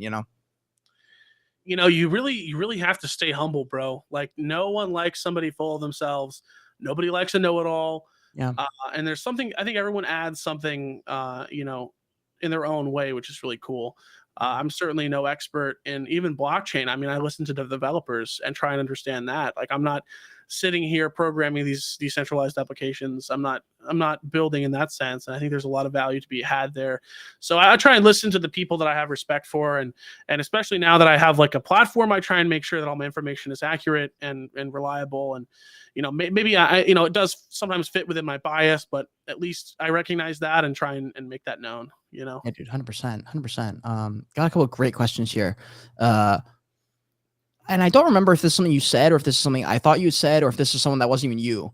But I seem to remember someone who's in the crypto space, I'm pretty sure it was you, said that they're like, maybe NFTs have stronger legs than crypto. Oh, I think we had this on the FaceTime call. Okay. All right. Please expand on that, because crypto people ain't gonna be happy about that. Tell me why. Well, when you pitch crypto, it's like you're pitching 1,000 things, right? Are you pitching a cryptocurrency? Are you pitching DeFi? Are you pitching DAOs? Are you pitching this, that, and the other thing? NFTs are a lot easier to grasp for the average person. They're going to be much more favorably regulated. They're going to be a lot more approachable from a perspective of, okay, I know what I'm buying here. It's not physical, but people have gotten so used to loot boxes, to digital goods already. It's just an easy transition. Also, I feel like it's more fun. I'm not gonna lie. Like, I've been an NFT guy. I've been a crypto guy. I'm always gonna be a crypto guy, but NFTs are a way to kind of shoehorn in blockchain in a way that makes sense to get people to understand it. And so hopefully, that's a way for them to start learning about the power of decentralization and how they can take sort of their communities and own a piece of that. And so I hope that is how it happens. I mean, we're getting reports now of Amazon's NFT marketplace coming out now. Yeah. Seems like everyone's got their own marketplace. I'm really tired of that. Can't wait to not have to switch my wallet to 1,000 websites. But, when it comes to adoption, NFTs will lead the charge. I mean, yeah, okay, I get it. Bored apes are cringe. All right, let's accept that. But moving forward, I think it's going to be part of everyday life. And, people are going to have to accept that. I mean, even Dr. Disrespect, I saw that video you made. Dude knows what's up. Yeah, man, he really does, and it's so funny because like, what fucking argument do you have against it? He's like, bro, you already are paying $35 for the skin. You're already buying it. Why would you not also want to own it? Like that, like what Oh, could you possibly argue? I'm going to speak on this. Do The it. reason that NFTs have so much hatred behind them is because there's a resistance to the commodification, to the over commodification of items in people's lives. And gaming is it's a sacred place for people. It's a place where they go to relax, to unwind. They don't want to have to, in a lot of cases, think about financial investments or being able to like, they don't want to have to like deal with like crypto or all this stuff that they think is foreign and being shoehorned in for nothing but money. Because they're so used, they have like this PTSD from, I'm gonna shit on EA here, EA microtransactions, and they view NFTs as a natural step of that. And so I think it's we need to communicate to them that it's not that in a way that's approachable. And I think that's really some of the I blame the NFT community at large for the hatred towards NFTs because it's no fault but their own that people think they're cringe. And they are cringe, bro. They are very indeed cringe. But you know what? The internet was cringe too. So That's also a fact. Also, it's interesting what you said about NFTs. It is much easier to grasp from the normal people. It's also an easy flex, and we just saw. I don't know if you guys saw this. I'm a big like MMA fan. I honestly just started doing Muay Thai myself, and goddamn, do I have always had a respect for athletes because I was a college athlete. But oh my god, I did not know, fam. And if you're out there and you're talking shit about MMA and you've never taken one boxing class or any kind of class like that, you do not get it, bro. I almost threw up the entire class. It was so hard. But anyways, I just saw that Mr. Am I really gonna blank on his name right now? The English dude, the gorilla. you're asking the wrong guy, bro. Oh my god, no, I gotta look at it because Frank. It was Frank, and he used Frank's PFP. Oh my god, somebody save me in the comments. I can't even believe. Okay, never mind. I just forfeited over all my fucking. Okay, I'm done. MMA community can cancel me. Anyways, the gorilla. You guys know who he is, the English dude. He's super famous, big on Twitter and stuff. He made his profile picture a Ute, Frank's Ute, and he puts out this big statement how he's leaving he's leaving the UFC. Obviously, the tweet goes viral because he's one of the most famous, beloved people in the industry.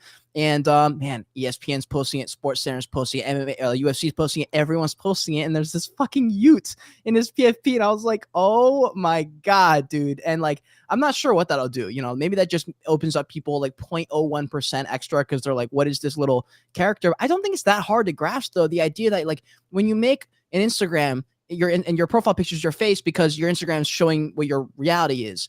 But if you're out there and we've come to a place where like maybe it's a little bit more gamified and people are like, oh, like I can have a little character instead. I mean, Instagram's starting to do it now with the little Bitmoji characters. You can make that your profile picture.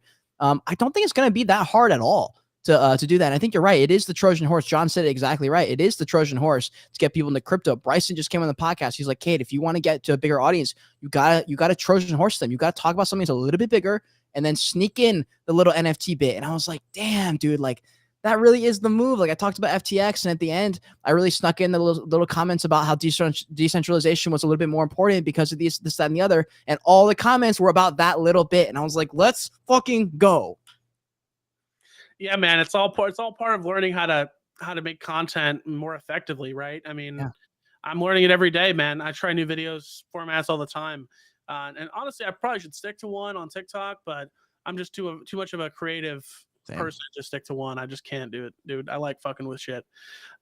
Which it's funny though. If anyone's out there trying TikTok right now, just know that they're switching to long form content. YouTube, by the way, like I can post up to 10-minute videos now. And they also have a new creator program that pays like YouTube does. I mean, not as good, but 100,000 views is $250 now. Can you believe that? True. Yeah, man. I'm glad I get in on that. I want to get in on that program so bad. I think I made maybe $2,000 and I've generated 7 million likes. So painful experience there. Yeah, I'm out here looking at my YouTube shorts and it's like, oh, like I got a few thousand views every single video. And I look at like the end of the month and it's like, you've made like $11. I'm like, yeah, I don't actually count on TikTok to pay my bills in the sense that I don't make money directly off my content. I make money through brand deals. I make money through, actually right now it is pretty much just brand deals. to be honest. And there's not a lot of those right now, so I've had to rein it in. But it's something that, it's like being an NFL player. You make your money during the bull run and kind of have to save it during the bear run. And I was thankful, that I wasn't actually exposed to FTX, to Celsius, to BlockFi. Yeah. I never promoted any of them either. So thank God, I fucking didn't trust them. I took one call with BlockFi once, and it was some guy in a broom closet, and I was like, this guy's fucking weird. I'm not working with these people. What? Yeah, dude. Their sales were so weird internally. Oh. And I'm an old head, bro. I stick to the crypto exchanges I've been on. I was one of the first people who got signed up to the original Binance. Whoa. I was on that first waiting list, bro. First month I was in, I was one of like the first couple thousand people, bro. Bro, let me flex on you real quick. I was one of the first couple thousand on the Coinbase waitlist, baby. Let's go. That's crazy, man. I was number 74 on the Coinbase NFT marketplace waitlist, and it ended up being so shitty. Oh, that was so sad, man. I didn't know what to expect, but we were all expecting something, and it did not deliver anything. So L on that one. Not sure what people think about that, honestly. It's not that big of a topic, honestly. Like, Coinbase will probably be here. It's definitely the one that people know about. I would say Coinbase, Robinhood, I feel like are tied. Almost maybe like, I feel like I see Webull a lot from like the OG finance people like Graham Stephan. I remember they shielded a lot. That was one of the first deals I got was with Webull. Very early in my YouTube journey when NFTs were like really popping. I think they were maybe investing in some smaller creators. And I was like, damn, dude, like Andre Jake just did a sponsorship with Andre Jake. He's got 1 million followers. Like, this is crazy. Like, they weren't paying me. It was all like an affiliate thing. But it was the coolest thing, man. Like, kind of like thinking back. No affiliates for me, bro. Fuck that. You know what? I've done promoted one exchange one time, and it was OKX. OKX. Yeah, actually, OKX is the people over there. Some of the nicest folks, run a very clean business. Nice. And so I did one video for them, and they keep wanting to work with me, and I keep saying, I'm not doing referrals, bro. Yeah. You're gonna cut me a check, or you're not. I'm like, dude, you got to know your worth. By the way, for anyone who wants to work with brands, let me just tell you this. The amount of money that you can get is a lot higher than you think, bro. Peak bull run, bro. If a large corporation was coming to me or a very hot project and I had leverage, bro, I was charging 10 grand a TikTok. So you better get out of here. And you can be like, he charges 10 grand a TikTok. I don't charge that now, but peak bull run pricing, bro. Like, I know what these companies like are. You have to know what they're making, know what you're worth. And it's like, that's just good business. You gotta realize that. And right now I'm certainly not raking it in by any means. At this point, it's just survival. But my company, we have a runway until August right now, just off of what we have right now. I mean, shout out. I think our biggest deal ever has been Arculus, and they've been what a pleasant company. Like, and this is not me shilling from someone who's worked with like more companies in crypto than you'll ever know about, because half of them weren't public. As an advisor or as someone who just connects people or helping somebody raise capital or whatever, Arculus really is a good company, and I really love being partnered with them. I think they're probably my favorite brand partner, just behind Psycho Bunny, because I got to, they're basically their de facto CEO flew out and did our first podcast episode with us. They have the Arculus studio, and they have just been what a stand-up brand, man. And they have some sick wallets too. Actually, I've got one for my dad that I'm bringing over to Greece because it's a lot easier for him to have it's better than a Ledger. The USBs kind of suck. Is your dad in Greece? Yeah, I grew up with a single mom. My dad has been in Greece his whole life. I'm a dual citizen, so we'd go over there and visit. I was baptized in Greece. Wow. But yeah, he does his own thing. My grandfather founded a jewelry store in the 60s, and it's kind of been a family business ever since. It's pretty cool. But I want to work with him at some point, but I've just been I can't dedicate the time right now. And we listened to what happened. I remember we were on the phone. You were like, listen, you're like, if you know me at all, you either will work for me or with me one day. You're like, he's like, you will. And I remember I was like, man, he's got a lot of conviction in that. And also what's funny is one of my other friends, Max, he's partnerships over at Blockworks. Him and I became good friends when I met him in New York. We ended up connecting. And we had a call at the beginning of the bull, it was probably like midway through the bear market from here. Like, it was like 8 months ago, maybe. And he was like, yeah, man, like, we were just catching up on the phone. So yeah, man, it really is all about survival. And at that point, I wasn't deep enough in the bear market to accept that. I was like, no, dude, I'm going all in. He's like, no, dude, it's about survival. And I was like, no, dude, like I'm gonna go hard. I'm gonna make it anyway. And he was like, sure. He's like, you should. Yeah. He's like, you should try. But after 8 months, I realized that like I had to almost accept that. I was like, it really is about survival because we don't know how long it'll last, because we don't know how bad it could get, and also it's not even in our hands. Like the companies are the ones that give you money, or like however you make money. And like if they're not seeing the ROI, then like they're not in their right mind going to give you money, which is tough with marketing because they don't realize that like you have to spend the money to get the money, and not everyone understands that in business, especially in Web3. Can you talk about how it's been working with Web3 companies specifically? Dude, you know what? How many deals have I done that have been back alley Telegram chats? Couldn't tell you. Actually, one of my Always Telegram. longest formed partnerships has been with DAOmaker. And I know the whole DAOmaker team. I've met their CEO in person. I've worked with almost every company that they've ever promoted or launched on the back end. I mean, I'm texting these guys every day. We literally formed a launchpad together. And you know how that got started? I was the first creator on TikTok to work with DAOmaker. And honestly, I'm going to say right now, I helped them become what they are now. I helped them become a name on TikTok.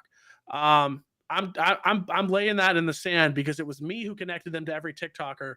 And honestly, like they are like the longest running partnership I've had consistently, and some of the best people I've ever met or worked with. And you know how that's got started? It was like 4 a.m, 5 a.m, and there was just a random Instagram DM. I only answered it because it was a verified account. I only answered it because of that. And we got on a call, and that was a year and a half, almost 2 years ago. And so, man, we've been working together ever since. And so, there's partnerships and everything, and connecting people on Twitter, on Telegram, working with Web3 companies. Now, look, I'm just going to be honest. There's a lot of people who want to take advantage of you. There's a lot of people who want to screw you, and it's hard to not let them, because you have to come in with this like mentality of, how's this person going to screw me? Yeah. It really sucks. It really sucks, but you get it, bro. You get it.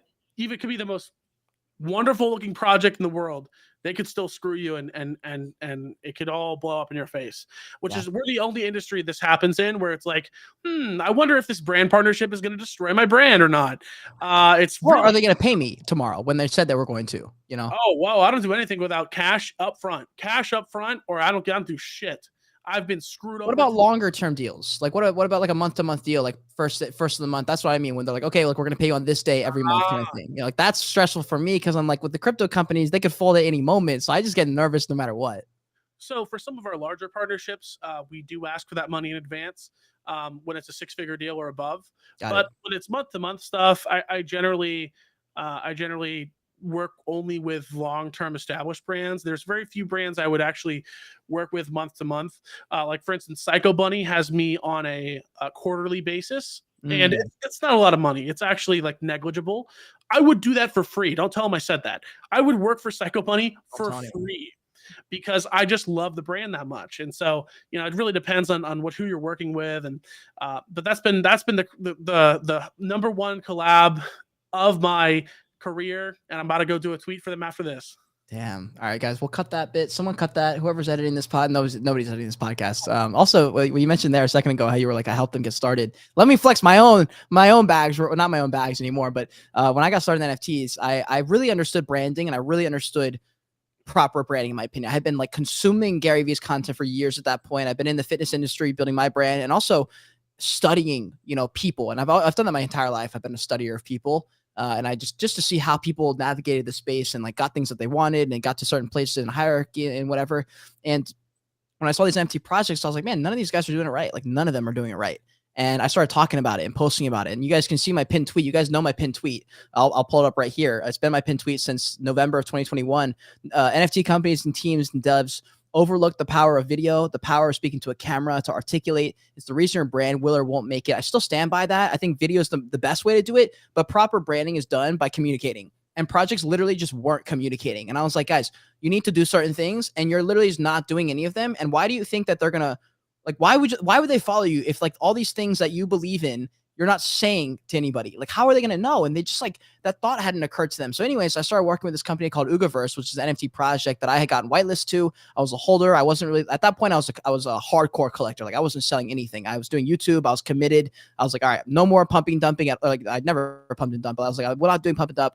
I like this company. I like this project. So I made a video saying, hey, here's some things y'all could do better. Why aren't y'all doing them, basically? And they hit me up and they're like, yo, love that video. You trying to do those things for us? And I was like, yeah. And they're like, yeah, we'll pay you. And that was my first push into the Web3 world. I was full-time at that point. They were paying me for between $2 and $3 grand a month, which was lit. You know, that was more money than I'd ever made from anything close to like this before. Like at that point, I had DoorDash and I had done serving, you know, so like I hadn't really made money. Let's go, dude. Dude, it was crazy shit. So I was an analyst. I was doing lots of videos for them. They basically were like sponsoring. I loved them and I was building them out. It was like what's it called? Like, it's kind of like an incubator. You know, I was there to not like pump them. I was there to like help them build because I had a vested interest, because the longer they survive, the more I can work with them, meaning I can keep making money. And I swear to God, dude, they're still here. And I swear to God, it is because the 6 months I put in of marketing and branding, because without any of that branding, I just don't think that they would have been able to maintain their brand. And I don't know. I'm saying it, bro. I'm saying it. I still love Ugaverse. Let me know, bro. That's how I feel about Pudgy Penguins, actually. Yo, wait, what? Tell me. So Pudgy Penguins, when I first got into those, I think if I was to go and garner the amount of views I got for Pudgy Penguins in the month that I was making a lot of videos about them, upwards of 7 million.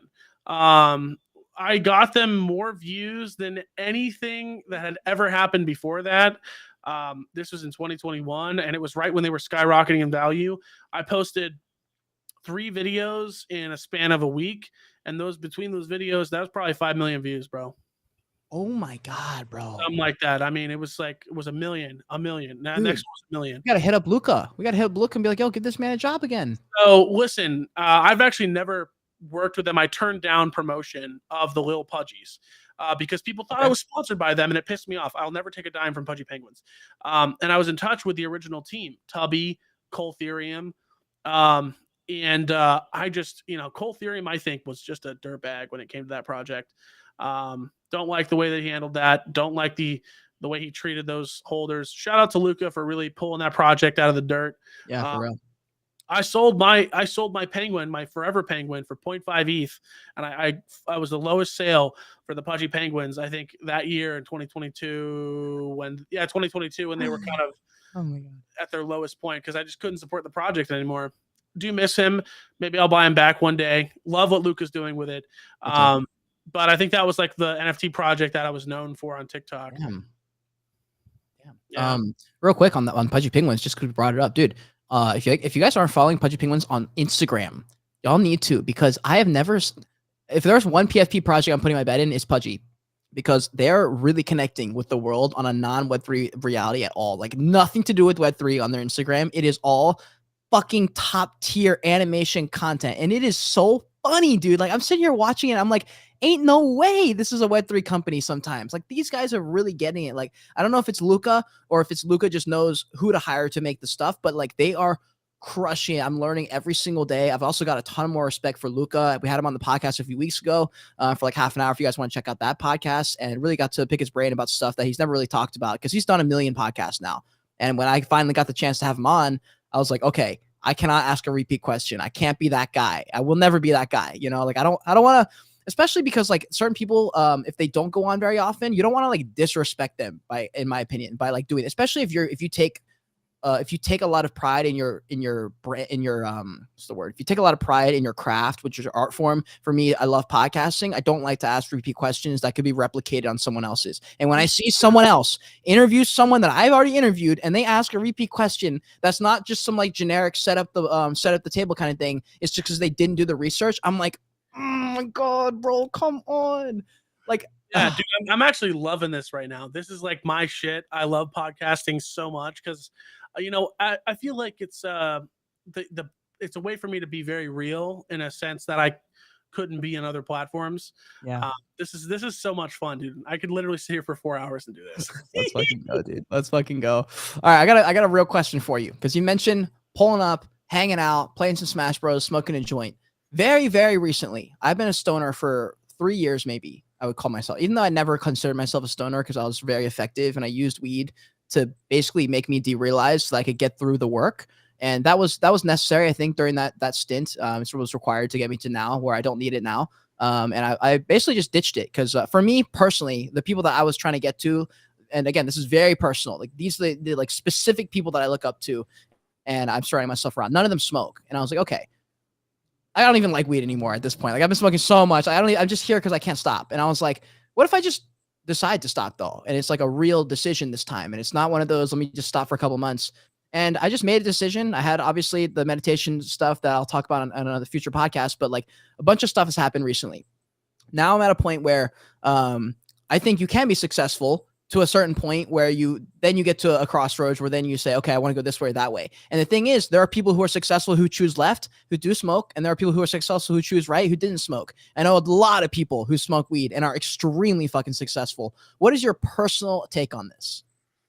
I mean, it's person to person, like you said. I've gone through stints where I was smoking every day in high school. You know, I used to be involved in an industry in a other manner. But I also want to get involved nowadays. And I was actually trying to become co-owner in a marijuana brand. But unfortunately that didn't work out, but I got a bunch of free samples. I can't be productive in smoke. I don't drink. I don't like to drink. I really don't like to do, I like to microdose mushrooms occasionally. But I really enjoy, if I'm going to smoke, it's like a dedicated time. And it's something I'll do maybe once or twice a week. Although honestly, like it's not something I need. And a lot of people like form a dependency on something. For me, it's nicotine. Very addicted to nicotine. I've been addicted to nicotine since I was like 17, 16. And man, those original Juul pods, like the mango, I would kill someone for a Juul pod, mango Juul pod. But you know, I think I use it in a healthy way. That's not like, you know, I have my medical card and stuff. So it's not like I'm risking anything, but it can be helpful to like go to sleep or to unwind. Just use it responsibly, I think, and you'll be fine. But definitely can slow you down. And I realized that. And that's why I quit for 2 years. I was like, fuck this, no more. I'm done. I used it like so for context for people who are listening. The reason I started smoking was I was never smoking weed really, and then I was working at the restaurant 6 days a week as a server, and I was at a good restaurant for money. Like I made a killing on money, but it was hard fucking work. It was not corporate. It was like a mix between a dive bar and a family restaurant. And I worked so hard. There was not many other good servers, meaning I had to do all their work on top of my work, on top of like the manager's work. Like I was doing everything 6 days a week. And I was like, I hate my life. I don't want to be here, but I can't leave. It's the golden handcuffs, you know? And so I started smoking to get through the shifts, and I started smoking more. And I was like, oh, I might as well be high the entire shift. I might as well be high before the shift and after the shift. And honestly, all the time forever. And then I got to a point where I didn't need that anymore because I wasn't doing the restaurant. This time it was because I was living in the car. I couldn't handle a lot of my emotions. Derealized again, smoked. Then I got to YouTube, and it was just so much work, like constantly doing live streams, constantly editing videos, constantly doing everything, and kept smoking. But I did it so that I could get through the day. And it was never really smoking to like chill. It was always smoking so that I could get my normal stuff done. So I thought for 3 years that I was, and I thought I was really productive. And then I look at my past 3 years, I'm like, damn, look how much shit I did. Like I did a lot of stuff. I was uploading 2 YouTube videos a day, 12 TikToks a day for a year. That's unreal. I wonder what I could do now that I'm a fucking savage because I've already learned all that stuff. I've already got my like base knowledge, my base skills. Now I'm not smoking again. Dude, if there was a stock in Joyage Kingdom right now, y'all should be investing in that. It's not financial advice, but if there was a stock or something, I'm telling you guys, this is the year. I said it last year, but it's different now. Like everything is different now. Nothing has changed.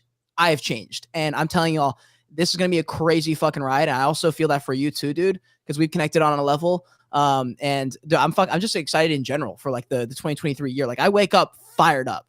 Me too, bro. Big thing for me was it makes me eat too much, so I try not to do that too. But dude, you know, I was suffering from narcolepsy is a horrible fucking thing. Imagine like constantly being tired no matter how much you sleep. Imagine like passing out randomly throughout the day, not having any energy. That was me. And so I've been on CPAP for like a while now, and I've finally gotten to the point where it's not falling. I'm not taking off my sleep. Dude, I've actually, because I was having in sleep apnea terms, they have it called events per hour where you stop breathing. Moderate, light sleep apnea is between 15 to 30. severe is anywhere like 60 or 70. I was at 161. So there was a period of time where I didn't get any REM sleep for over a year. How did you even like? When was that? Basically all of 2022. Isn't that crazy, bro? And like, look how much output you had, and like, look what you were still able to do. I was at 30% in 2022. I was at 30%, especially after my ex left me, bro. As a man, that broke me. You know, especially because it was so sudden. But it was really a good jump start for me to start being, you know, to grow as a person. And I think I ended up doing okay. I'm still haunted by nightmares now that I've started dreaming again because I have good REM sleep. Yeah. But it's been part of my journey as a person to grow. You know, now I got the tattoos too, man. You know what I'm saying? And I would have never done that had I stayed with her. I would have never found the people that, you know, I have now. And so, you know, it's like, you know, and now that my sleep is better too, I think 2023 is going to be a very good year. I just really hope that I can make the biggest impact I can, and that's all it is, man. I mean, you know, it's one of those things where I'm waking up every day and I'm ready to roll. Dude, I got up at 7:30, hit the gym this morning, get my breakfast in. I mean, I just did a full day of filming at the office, came home, and I can keep going. I'm not slowing down. It's a beautiful thing. So like, you know, when people say health is wealth, it really is, especially now that I've gained perspective on sort of where my life is at and in terms of my people around me, where I'm at. You know, one of the things I think has been really like a big presence in my life is being aware of my own mortality, being aware of how my parents are getting older, watching my little brothers grow up, and becoming the man who I was destined to be and who I think I should be, and trying to learn how to live in a way that's, you know, I want to say almost like the right way to live in the sense where I don't want to ever have any regrets. So I always say what I'm going to say and just be the most authentic person. I always tell my family and friends I love them because you never know what's going to be the last time, bro. And that's been like, personally, that's been super big for me. Got really into stoicism. And so like, I feel like that's been a journey I've been on, and you can see it probably in my content too, where I've let the expectations go, and I think it's made me stronger as a person. So it's been an interesting ride, man. Dude, I was gonna say, I definitely noticed a difference. I also, on this podcast, I can feel it through the fucking like through your like I was gonna say aura, but it's like when you speak, like I can feel that. The truth of behind that, I guess. And I'm very much in your boat. I don't think it's like a coincidence that the conversation's kind of gone in this direction, or not even this direction. Like it's had like a level of this, like whatever level we're on, it's like had the veil over it. I think that's why the podcast has been fucking phenomenal. There was a question I was gonna lean into from that. I can't even remember. But you know, let's choose these giveaway winners while I'm here. Well, maybe it'll pop back up while I'm choosing. So I'll give you guys 10 more seconds to all you have to do is, if you're watching this on YouTube, space, wherever you're watching it, even Twitch, actually, fuck it, like everyone. If you want to just screenshot the space, screenshot the interview, wherever you're watching it, tag us. You have to obviously be following us because I can't DM you. Just make sure you're following both of us. And that's pretty much it. And I'll choose a winner for the Joyage Kingdom hat. And then if you're on Twitch, obviously you guys every 10 minutes can be winning points to win raffles, to win fucking money. So some merch, bro, for sure. Let's go. Yeah, I'm gonna send you some Joyage Kingdom merch though. I'm gonna definitely do that. All right, I'm gonna pick the winners right now. I'm scrolling. I see. All right, I see a few of the entries. Let's go. Okay, here we go. It's gonna scroll. Let my finger do its thing. Whichever entry it's closest to when I stop scrolling. All right, where we're at. We got Mike Ibrahimovic, or no, Ibrahim, wannabe crypto. I'm gonna. That's my boy, dude. It could not have gone to a more deserving winner, bro. And it might not. He's not following me. It might not. Mike, you got 1 minute left, bro. You got 1 minute. If you're not following me the next minute, I'm gonna have to get to the next person. That's gonna be such an L. You better follow, bro. Mike, bro. Oh shit. Okay. Well, while we're waiting on that, I want to do some fire off Q&A. I think this will spark that question I had before. And these are questions I love to add. I have like compiled a folder of questions that are just really interesting. There's like 50 of them in here, and I always choose like one or two based on how the conversation's kind of gone, and maybe it'll be something that has nothing to do with it because it's just interesting. Let's see what we got. What you showed me that one tattoo. Is that your only tattoo? No, I've got a couple actually. I've got this one over here. Working on the sleeve. I've got these my stoicism tattoos here. I have the Eye of Horus and Ra matching on both arms. Let's go. And my next tattoo, I think, is gonna be a Gengar somewhere. W, bro. W. That's fucking awesome. Yeah, I got the Joyage Kingdom finger tattoos. You already know. That's Joyage Kingdom. I've got the mushroom. Of course, gotta have the mushroom. One of my sister's friends was like, "Hey, like, I want to be a tattoo artist. I got like a one tattoo gun with like one little like stitch thing on it." And I was like, "Fuck it, let's just do it." And then I got the one on the shoulder. You guys have seen this one. It's the St. yeah. Michael, Killing Devil. Love that one. I definitely want to. I'm really excited to extend that one. My next tattoo is going to be here on my neck. It's going to be the Joyage Kingdom logo. Honestly, you guys probably can't see it on the stream because it's so tiny, but the Joyage Kingdom logo is a signature I made in 2021. So that'd be the next one I do. Let's see. All right, let's see if he's followed me. If he's not, I'm gonna have to move on. Understand. Man, let's see. Yeah, I don't think he might have left the space. That might be why. Yeah, bro. R.I.P. bro. R.I.P. Let's see what we got. Next one. Metazet. Oh shit, my man Metazet. I know that dude. All right, bro. Winner. I'm gonna let me put that actually on the tweet instead of DMing because I already have your winner. Way to fucking go, dude. All right, let me thing winner. Let's fucking go, dude. You won the hat. I'm really excited for you, man. I typed in cap. I don't mean cap. You did win. I was trying to get the fucking emoji to pop up. W. All right, Metazet. W, man. Good job. Way to win. Joyage Kingdom hat is coming your way. Lucas, obviously to you, you're also going to get some Joyage Kingdom merch too. So I'll just hit me up after. Okay, here we got a couple questions here. Universal-based income. I'm not going to open up a whole thing on this, but I love hearing people's opinions on this. I just saw, who the fuck was it? It was someone famous or someone relevant, someone that I look up to in the space, just put out a tweet saying, I think universal-based income is inevitable. It was someone big, may have been Frank D. Gods or someone like big. What are your thoughts on universal-based income? And also, what are your thoughts on like a proper number that would maybe be healthy for the society? Sure. I mean, actually, it's funny you mentioned that. I was a huge contributor to Andrew Yang's campaign when he made his presidential bid. I loved him. Me too. I was merched out. I was ready to roll. I got a picture somewhere. I got the shirt, the stickers, the official campaign thing. I think he's extremely forward thinking. Maybe too much in the middle. Yeah, I agree. But I do think that he has a lot of important issues that he made aware. Universal basic income is going to happen. Automation, AI, it's just a natural evolution. I mean, we just have to accept that. I think it's too early to call a number for it because like there's no way to know how that future is going to look. Could be relatively dystopian. If the BlackRocks of the world are going to run this, then I think it's probably going to be enough for a subsistent wage and nothing more. In fact, I think it's going to look less like universal basic income and more of we're just going to give you shit. Mm-hmm.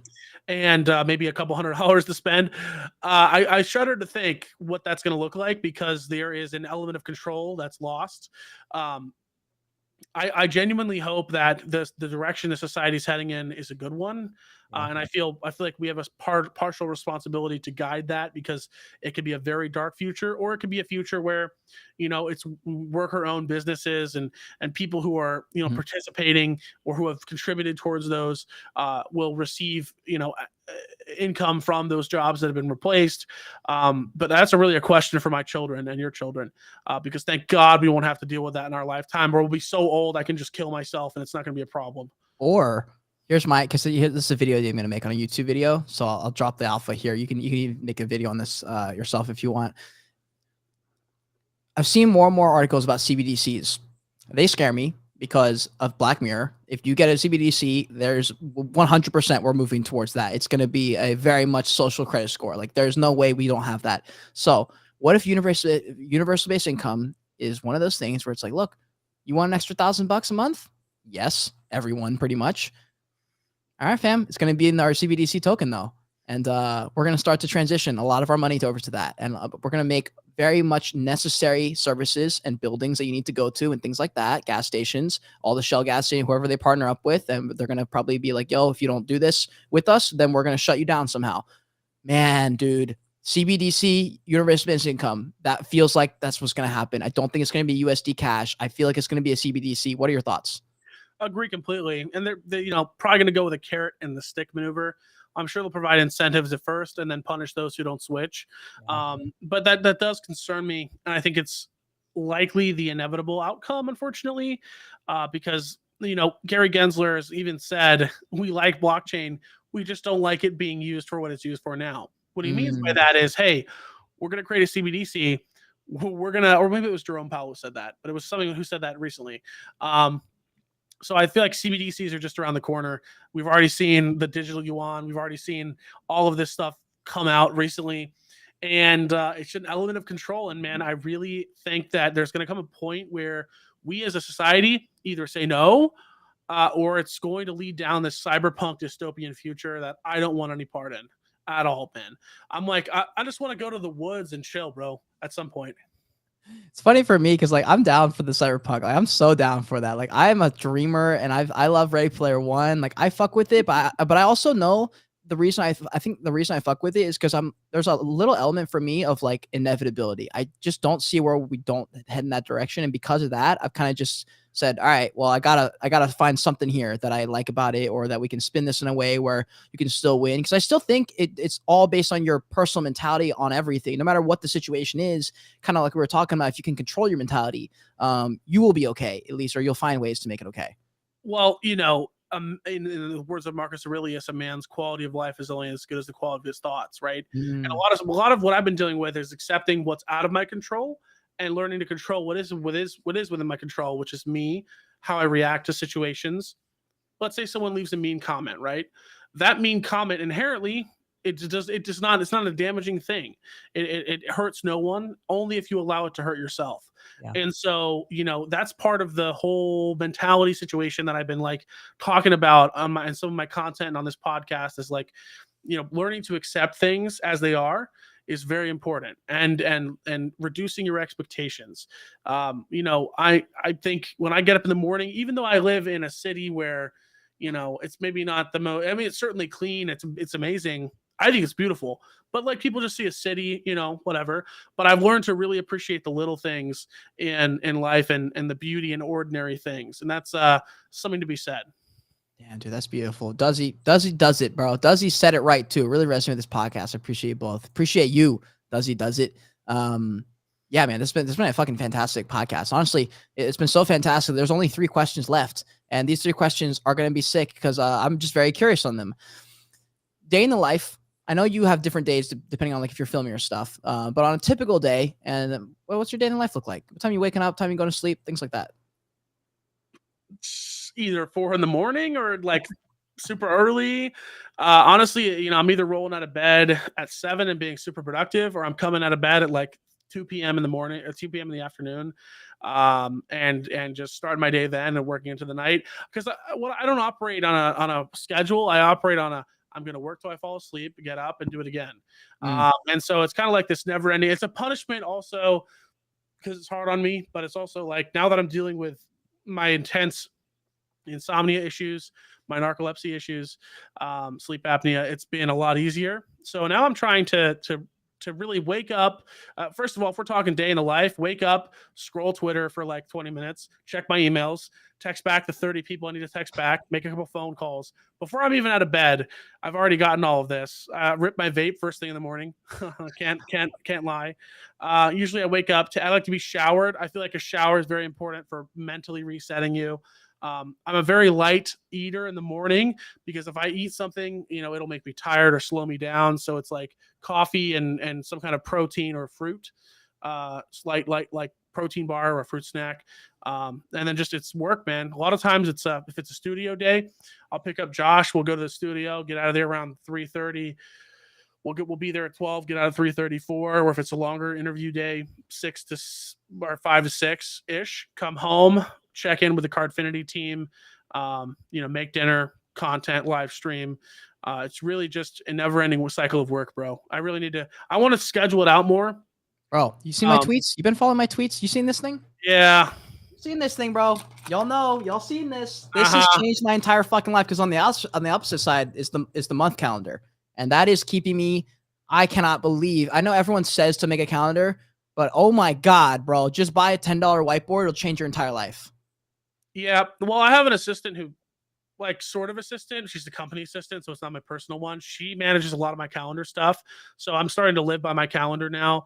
A lot of my day is starting to be taken up. But when I'm going in for a show, I'm prepping topics the day before. Right. And it's like a whole process, and I've got meetings lined up, and like shit, man, it's something else. We're also working with people in different time zones. Like I have to know what time it is, Bavarian time. Come on, man. Like sometimes I'm taking a meeting at 12 in the morning. I like to hit the gym like either super late or super early, in between.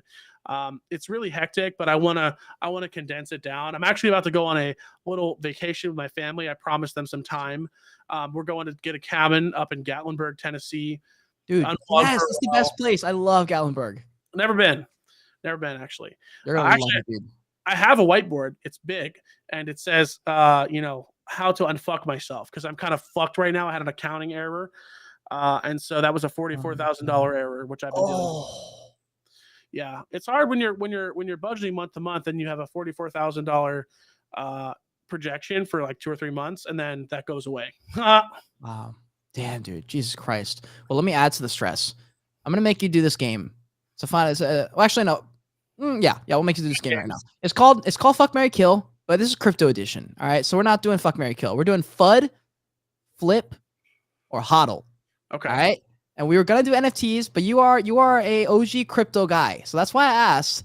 I texted you the other day. I said, give me your favorite cryptos. I'm gonna put this on you and flip it against you. We got ICP, I'm not even gonna ICP, Chainlink.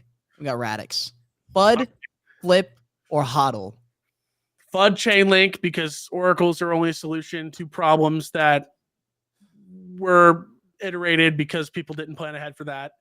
I'm gonna HODL ICP and I'm gonna flip Radix. As much as I hate saying that, don't come for me, Radix fam. Seriously, love Radix and Internet Computer. Those are my top 2 right now. But no, it's really close, really close. But I'm gonna say sorry to the Chainlink people. I love Chainlink. Think it's super important again, but you don't need Chainlink with ICP. I'm sorry, man. Damn. Oh my God, it's getting clipped. Holy shit. I'm just kidding, but I'm not kidding. What were you like in high? This is my final one. What were you like in high school? You are now a grown ass man. You're out here doing the thing. You're out here putting there. You've got fucking employees. That's a pretty crazy reality to be living, even if you may not think about it like that. It's pretty crazy to a person who's not in this world. For me, it's pretty normal because everyone I know is doing it now. But for 4 years ago, to think about that never would have thought about that. What were you like in high school and middle school, maybe even? And would you ever think it would be anything like this? I guess before you jumped into crypto. Well, it's hard to say that because I was like a sophomore when I got into crypto. All right, so how about 8th grade? What were you like at 8th grade, right before you met all this stuff? What were you thinking about? What kind of kid were you, I guess? I guess freshman in high school. So, but I was a kid so middle school me would always, they would give us these little coupon books to sell. And I would go door to door in my neighborhood selling this little coupon book. And I always won first place for selling that. I went to the state science fair. I was always first place in science fair. I would always go to the state championships and I would come in second or whatever because I didn't take it seriously. But I was always hustling, doing something. I had these little business cards that said odd jobs. I was telling you about those. I started that in 8th grade. I was always an entrepreneur, man. And in high school, even before I was in crypto, I was always visualizing my success. I always knew I wanted to do something exciting. I feel like I almost hearken it. I don't know if you're a One Piece fan, but I always felt like, how Luffy always wanted to be king of the pirates. I always wanted to be like an entrepreneur or like someone who could really change the world and do cool things. And to be honest with you, this is exactly where high school me wanted to be, and I always thought he would be. And I didn't realize it at the time, but it was a mentality thing. And every day believing that even though I'm just like an average guy, like I'm special, I have the ability to do this. I can change whatever I want to do. I can achieve whatever I want to achieve. I can do it. And it certainly wasn't planned. It certainly wasn't traditional.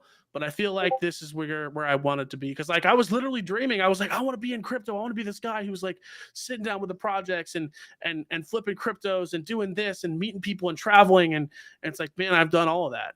So it's weird to be at your peak, like where you wanted to be in high school when you're 21. Yeah. Like, what the fuck, man? That's crazy. I've lived such a blessed life. God is good, man.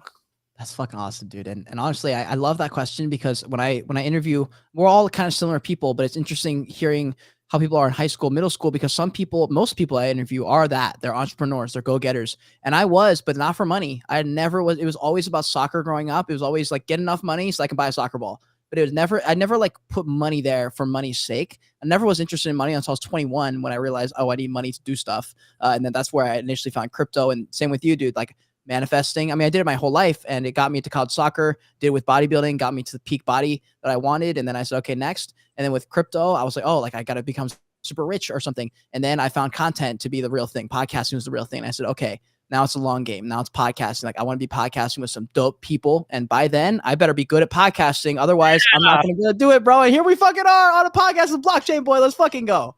Let me ask you a question. Do you ever look back at your old content and just be like, Jesus Christ, you know, and be like, bad? No, not for NFT stuff because it was always pure. Like it was like from the get-go, I got in for a real reason. And that was always the reason. From NFT content, no cringe. Soccer videos, no, like for my content that I put out, there was just no like, actual videos I was cringe. The way that you filmed it, the way that you're like, oh, I oh, dude, yeah. Oh, dude, it was bad. The very first YouTube videos I made back in when I picked up YouTube again for like talking to a camera style content. Before I was doing soccer videos, vlogs, stuff like that. But when I started doing talk to the camera stuff, I had an iPhone. I set that motherfucker up on a fucking on a table stand with like my friend's cup, and I just leaned my phone against it and I stood right against the wall. No depth of field, nothing. And I just sat there and I had like the most monotone voice, didn't enunciate my words. Those videos are cringy. You want to know a secret? This is something that I've scraped from the internet. No one will ever find it. In 2020, so I've been an activist for a long time, political and otherwise.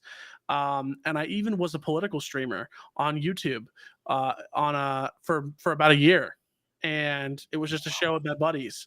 I was heavily into politics. I still am. I just don't show it. You'll never know my politics. At least like the way I was. I've been a libertarian, a Democrat, and a Republican.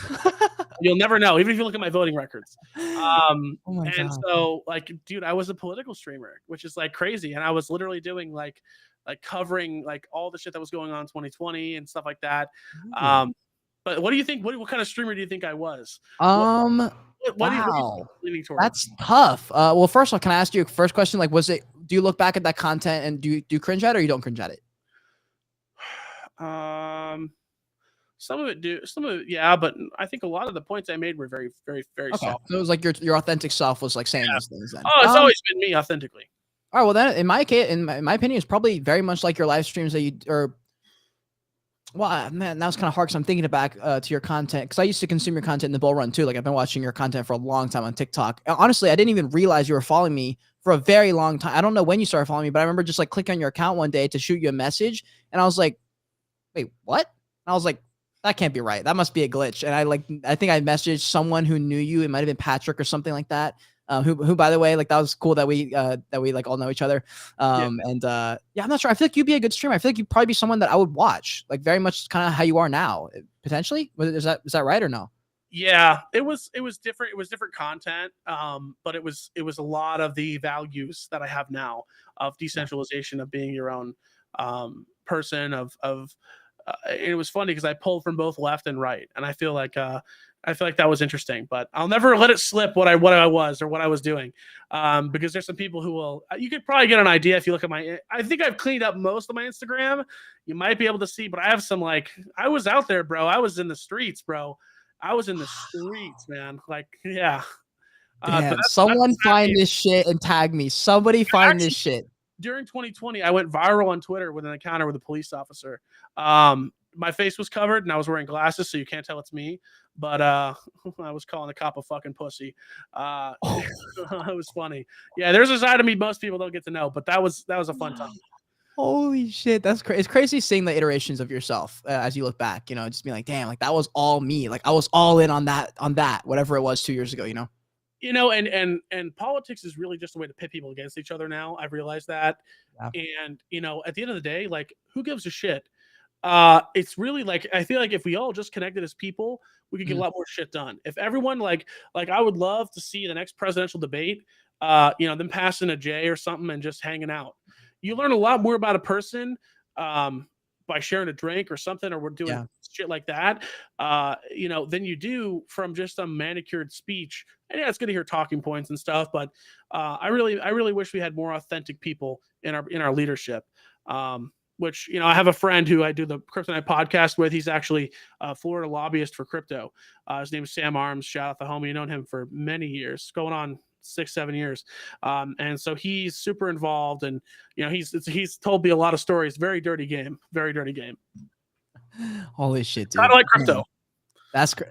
Dude, we have literally covered every single topic known to fucking man today. Man, this podcast could not have literally gone any better. Like, I feel like I just, like, the most satisfying shit is when you come to the end of the podcast and you're like, damn, there's nothing left. Like, we covered all of it, dude. We covered all of that shit. And also, I don't know if this is right, but, like, people are fucking winning, like, a lot of money right now. So, like, even Luke.